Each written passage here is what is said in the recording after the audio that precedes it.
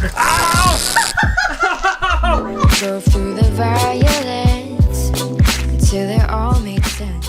Hey, good morning everybody. Welcome to the vlog from, again, the incubator room. And I love this time of the year because when it's in the incubator room, that means that there are baby snakes hatching, and we're gonna have lots of baby snakes hatching over the next couple months because we're still getting lots of eggs, but those eggs that we got a couple months ago are finally starting to hatch, like this clutch right here, which is actually got some really beautiful animals. Look at this. This is a super pastel yellow belly. This is just a really beautiful yellow belly, and then we have a couple pastel yellow bellies and another yellow belly here. There is so many great animals. I hope the start of your day is amazing. Let's go ahead and check out another clutch back at the shop. So let's check out the next clutch over here at the shop. And of course, this is actually a scaleless head bred to a normal. And you can kind of see they're all normal looking babies, but we're looking for animals that are lacking some scalation on the head. And it doesn't look like these have it. Let's see. No, no, no, no, no. Ah, there's one right there. And you can kind of see right on its head where it's just kind of missing some scales. Now, I'm going to tell you a quick story. A story I have never shared before anywhere except right now. What have I not told you? How did the scaleless head come to existence?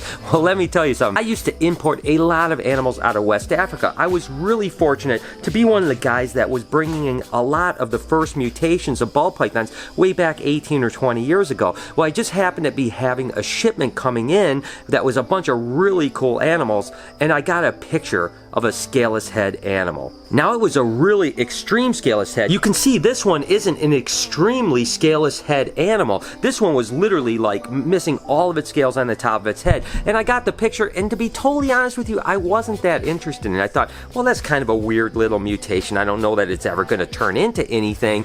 And I was like, nah, I'm not really that interested. And then he said, well, hey, and he gave me a price that I felt was really good. And I had a shipment coming anyway, so I said, sure, let's go ahead and roll the dice. Never expecting it to really prove out to be anything. I raised it up for a couple years. It turned out to be a male. I bred it, and to my surprise, when I bred it, half of the babies came out with scaleless heads. That's when I said, I bet you the super version of this co-dominant mutation is going to be solid scaleless. So the fact is that there was a chance that I would have never had the scaleless head because I really didn't even want to buy it in the first place. I had a shipment of ball pythons coming, so I just took it as an afterthought. So it's crazy how sometimes some of these things can work out that way. So anyways, there's that story. I have never told it before. Let's go ahead and check in on Kelsey because I think we have a ball python clutch to pull really quick. Okay, once again, down here looking for eggs. Kelsey, what do we have? We have a ghost pastel bred to a mimosa. Oh, nice. Okay, so the ghost pastel, of course, is a hypo pastel, and the mimosa is a ghost champagne. So we know that everything is going to be hypo, or what they call ghost, and some are going to be pastel mimosa, some of them are going to just be mimosa. So anyways, could be a really nice clutch. So let's see how many we have here. Let's hope they're good. Of course, what's that? It's a slug, of course. Let's see what else we have. Okay, it looks like the rest of the eggs are good. All right, she looks like she's got a really nice clutch of eggs. She's holding on tight. She sure is. Oh my gosh, look at that, guys. That is nice. Yeah, that's good. How many eggs? It looks like 6 eggs, right? 2, 4, 6, yep. Not bad at all. So it's just, my entire career breeding snakes, I've never had this happen where we just seem to get an infertile egg almost every single clutch. But this one's been laying around for a while. This doesn't look real to me. So did you plant that? I'll never tell. I swear to gosh, guys, let me know in the comments if you think Kelsey is messing with me, because this doesn't look like a fresh slug to me. This looks like something she actually put in there. I think she did it. So anyways, we have 6 eggs from the ghost pastel to a mimosa, so that's going to be some really cool babies. Again, all of them are going to be hypo or ghost, so there's going to be some really cool stuff. What else do you have going on today, Kelsey? You're just cleaning? I just got to get a few more racks cleaned. Cool. All right. So daily chores here. There's always a lot to do. People ask all the time, like, when do you guys feed? When do you guys clean? Cleaning is almost every day. We feed down on this racks on Thursday, but really almost every day something is getting fed. So I am going to leave Kelsey to her cleaning and go move on and pull some Colubrid eggs. See you later, Kelsey. Good job. Yeah. I'm about to check on Colubrid eggs. We got a couple clutches to pull, but I want to check in on the promotions department here at BHB right now. This is the promotions department. Lori and Steph. Yeah. And it seems like they're having a little powwow meeting about marketing some stuff, but they must have accidentally forgot to bring me in the loop on it. So what are you guys doing? slow motion videos. Doing videos? Yeah. Where are these videos gonna live? On Instagram. So you Instagram. should totally go follow it. Which one, BHB? Yeah. All right, follow the BHB Instagram. It is a great Instagram. Steph does an amazing job. And Lori, what are you doing? You're the hand model? Yes, I'm getting bit and peed on. Oh, okay. And so there you have it. If you ever wondered how the BHB promotions department works here, there you go. There it is. Good job, guys. All right, let's go ahead and collect some eggs. Now, what's really interesting about these clutches of eggs is that a couple of the clutches are second clutches. So let's go ahead and see what we have. So this is a Mexican Black King, and she was one of our first clutches of the year. She laid on 5/31, and she laid 6 eggs. So let's see what happens with her second clutch. She's out of the box now, so we will see if she's got a good clutch. Now, one of the things that does happen with second clutches, and I'm going to explain more about that in a second, but is there is typically a higher fertility issue. So a lot of times the second clutches aren't quite as fertile as the first clutches. But this girl actually laid a really beautiful clutch, and she laid 2, 4, 5 eggs. So that's cool too. You definitely see that the second clutches are smaller than the first clutches as well. So the fact that she laid 5 eggs and 6 eggs the first time, all of them good. That means 11 perfect eggs this year. That is really good for a colubrid. Again, now what happens is that colubrid snakes, so the corns, the kings, the rats, the milks, and stuff like that, will typically, not all of them, but most of them will lay 2 clutches a year. Some can lay more than 2 clutches, although we don't breed them more than twice a year. So basically what happens is, like this girl, she laid the 31st of May, and then we give her a week or 10 days, feed her a couple times, and then we start breeding her again. And then as you can see here, you know, in the middle towards the end of July, she's laid another clutch of eggs. And that happens on a lot of our colubrids. So, but this was the second clutch of the year. Okay, ironically enough, this is another Mexican Black King Snake that laid on the exact same day, the 31st of May, but this one laid 7 good eggs and no slugs the first time. So let's see what she has going on for us the second time. She's actually in her box still.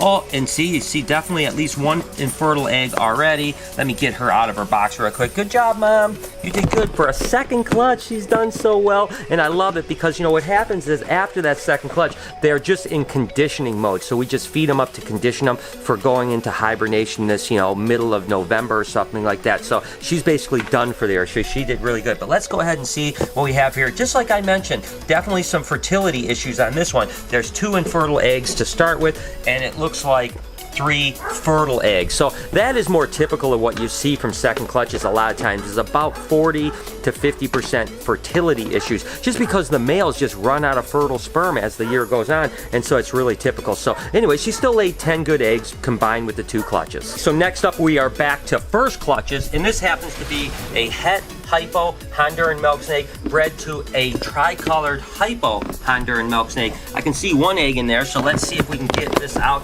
Good job, Mom. She's out of the box, so that means that she is done and ready to move on with her life. We'll see you later, Mama.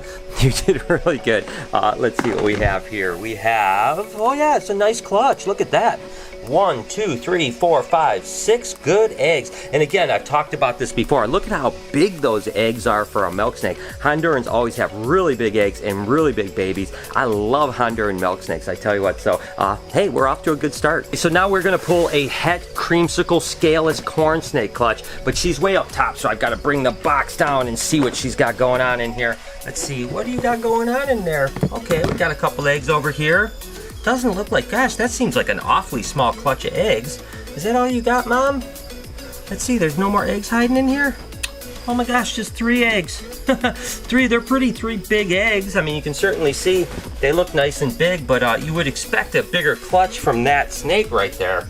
Gosh, it's that scaleless corn snake thing. They definitely have really small clutches, but hey, it's still fertile. But 3 eggs? I mean, that's got to be one of the smallest corn snake clutches I've ever had. But hey, what can you do? At least I got eggs, right? And lastly, we have a het terrazzo corn snake. Let's see what we have. Ooh, it looks like a really nice clutch. Look at that, guys. That's beautiful. Look at that clutch of eggs. All right, Mama, I'm just taking your eggs. I'm sorry. Oop, there's 1 leg left behind. Don't leave me behind. I never leave an egg behind. All right, so good job, Mom. You did a really good job there. That's a nice clutch of eggs for a relatively small. Isn't it weird? Look at this. This animal here is probably smaller than the last animal I pulled that only had 3 eggs. This girl had 2, 4, 6, 8, 10, 12 eggs. It's just so weird how the same animal can have 3 eggs or 12 eggs or 20 eggs for that matter. But again, that's just part of snake breeding. As a matter of fact, I've told people a lot of times, like a lot of people that get into snake breeding will do like, oh, I'm going to get a corn snake. She's going to have 18 eggs. 18 babies are going to hatch. 18 babies are going to eat and thrive. And I'm going to sell all 18 of them. I'm going to make this much money. The truth is it never works that way. I mean, I always tell people what you want to do is if an animal, let's say, averages 20 eggs, I always say cut it in half, and then your projection should be 50% of that. So in reality, if your projections are essentially a quarter of what you think you're going to produce, that will kind of offshoot the infertile eggs, the animals that die in the egg and never hatch, and of course the animals that are unsaleable because they just don't eat or do something like that. So that's the realistic numbers. But again, this is a perfect example how you can't possibly project what a snake or any animal for that matter is going to produce, whether you have a dog. It could have 3 puppies or it could have 10 puppies. So that's just a little lesson in snake breeding. And that concludes our egg pooling for the day. And I'll be honest with you, I'm not even sure what's next up on my thing. Going on just a couple hours of sleep, I am absolutely buckled right now. My mind isn't really clear. So I don't know. I'm going to figure out what I got to do next and get on to the next task. All right, guys. So like I told you, I am definitely pretty buckled, man. I'm going to definitely wrap up my shop here after just checking out a few animals and seeing out what's going on. I have a gift for you. Oh no. Oh no, you should be happy. I don't know when your gift, you're like, that could be something really good or it could be something real bad. It's something really good. Okay, what is it? Okay. Close your eyes and hold out your hand. Oh my gosh, this is, I guarantee you it's going to be like a spider or something. It's not something bad. It's very thoughtful. Do I need 2 hands or 1 hand? 2 hands. Okay. What is it? Is it a spider? No. Oh my god, it's You broke your camera, so I got you a new one. Here, take my picture. Ow! That was a horrible thing. You are such a meow. I'm probably gonna have a heart attack. It was. That was horrible. Oh my god, that couldn't have went better. She is a terror. I knew she was gonna do that to me. So this camera has got a buzzer. It's shocking me just touching it. Oh my gosh. Throw that in the garbage. Oh my god, literally, my heart hurts. Oh, it's only this big. It could not give you a heart attack. I can see the light. I'm going to the light. God, you're so dramatic. Literally, I cannot believe it. I thought she got don't. I thought she got me something nice. I'm like, oh cool, it's my keychain, it's a camera. And then it's one that shocks the hell out of you. Thank you very much, Lori. I appreciate it. I tell you what, you guys, I'm just documenting all this stuff. That way down the road, if I'll have proof how terrible she is. Oh, shut up. Oh, that really did surprise me. That is, I'm going to get her back. Let me know down in the comments what you guys think I should do to get her back, because she deserves it really bad. Okay, so I just found out we have an amazing person named Jen that sends us all kinds of great stuff. You are such an amazing person. She sends us gifts. She bought us lunch last week. She's amazing. But guess what? She sent this gift for me. So Lori, Jen set me up on this? Yeah, I'm not gonna lie. Jen, come on. What have I ever done to you? It's not what you've done to her, it's what you do to me, and this was her paybacks. Thanks a lot, Jen. I really appreciate that. Oh my gosh. Guys, we are heading to Target. I am so tired. And, I know it's just, oh great, you're going to Target again. But I actually really like to go to Target. I'm going to pick up the movie Kong. And then Lori said if we're going to watch the movie Kong, that we have to pick up some snacks. So we're going to get some good snacks at Target. So, sorry, it's going to be another boring Target trip. But I am so tired that Lori even has to drive. I think she's going to have to carry me into the place too. Is that okay? Okay. All right, so I am super excited to get this movie. I've been waiting for it ever since it was out in the theater. Why? I was going to ask your opinion. Are you excited? Well, are you excited? Let's take this basket.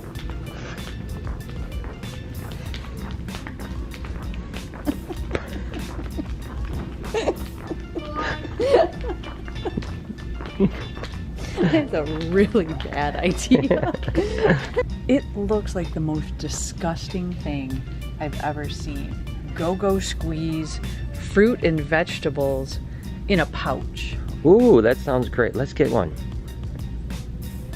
Number one, face the camera where it's supposed to be facing. You're the worst. They look and sound disgusting, and B, What is it exactly? What the hell is that? Oh, what's going on? and B, I've seen things online how they've been like moldy and nasty in them. Oh my gosh, that's gross. Muddy buddies. It took forever long. All right, so we are heading back home. Gonna settle in for the night. Gonna watch Kong Island and hopefully get through it without falling asleep. I definitely am gonna get a good night's sleep tonight and feel right as rain tomorrow. All right, so guys, just got done watching Kong Island. Definitely a really good movie. Again, you guys know I'm a movie buff, so I love all movies, but I really did enjoy it. It was well worth the wait. And if you haven't seen it, definitely check it out. As for me, speaking about checking out, I'm going to bed because it is absolutely, completely exhaustion has set it in. So I hope that you have an amazing day, everybody. Thank you so much for tuning in. Can you guys do me a favor and smash that like button and hit that notification bell? Make sure to turn on the notifications all the time so you always get my notifications. Make sure to be kind to somebody. Tomorrow I'm going to see you and definitely have a lot more energy.